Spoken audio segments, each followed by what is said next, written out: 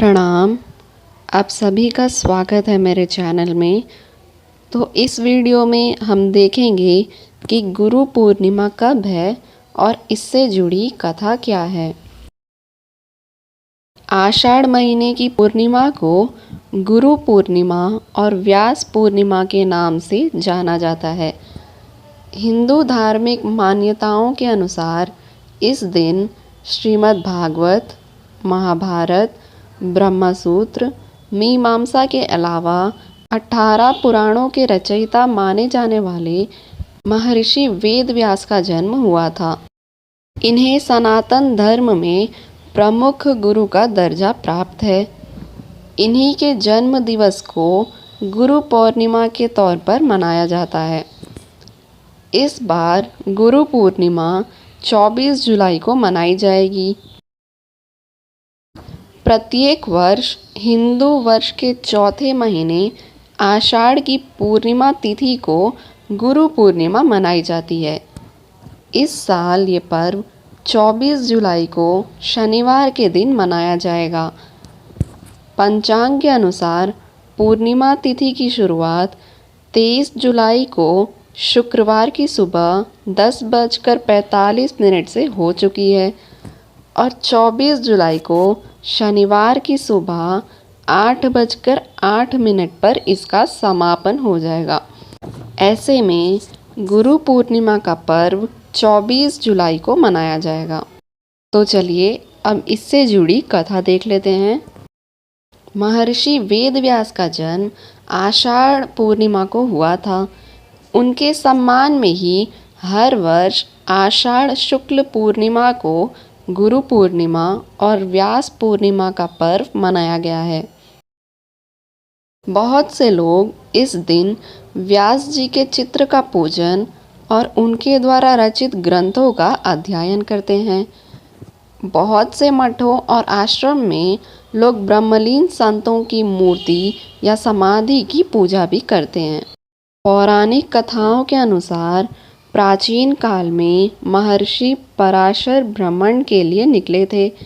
भ्रमण करते वक्त उनकी नज़र एक स्त्री पर पड़ी जिसका नाम सत्यवती था। मछुआरे की पुत्री सत्यवती दिखने में बहुत सुंदर और आकर्षक थी।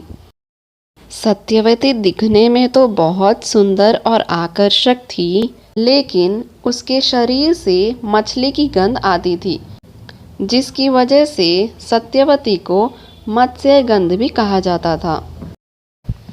सत्यवती को देखकर ही पराशर ऋषि का मन विचलित और व्याकुल हो गया। ऋषि ने सत्यवती को संतान प्रदान करने की इच्छा जताई। सत्यवती ने कहा, ये तो अनैतिक होगा।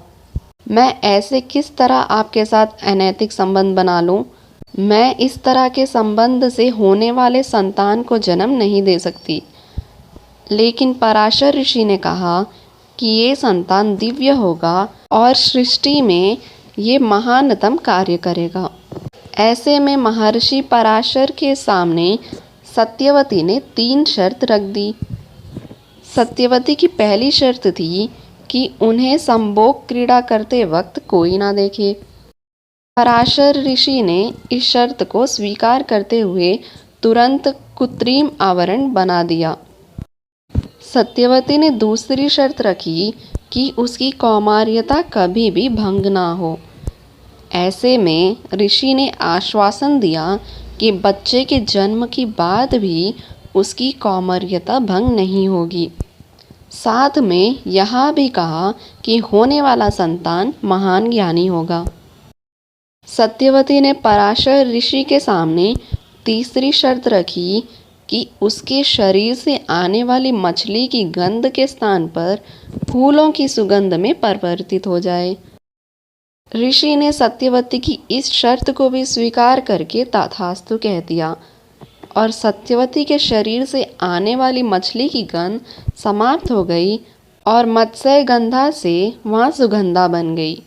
समय आने पर सत्यवती को एक पुत्र हुआ जिसका नाम कृष्णा देवपायन रखा।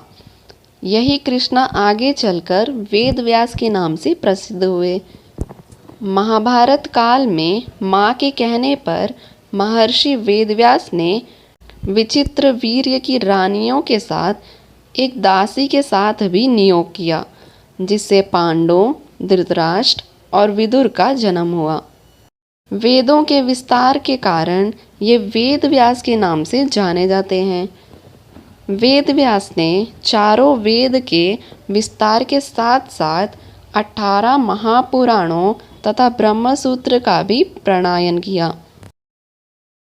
महर्षि वेद व्यास महाभारत की रचयिता हैं, बल्कि वहाँ उन घटनाओं के भी साक्षी रहे हैं जो घटित हुई हैं। तो ये थी गुरु पूर्णिमा से जुड़ी एक कथा। आशा करती हूँ कि आप सभी को वीडियो पसंद आई होगी। ऐसी और वीडियोस देखने के लिए चैनल को लाइक, शेयर और सब्सक्राइब ज़रूर करें। आप सभी का दिन शुभ हो।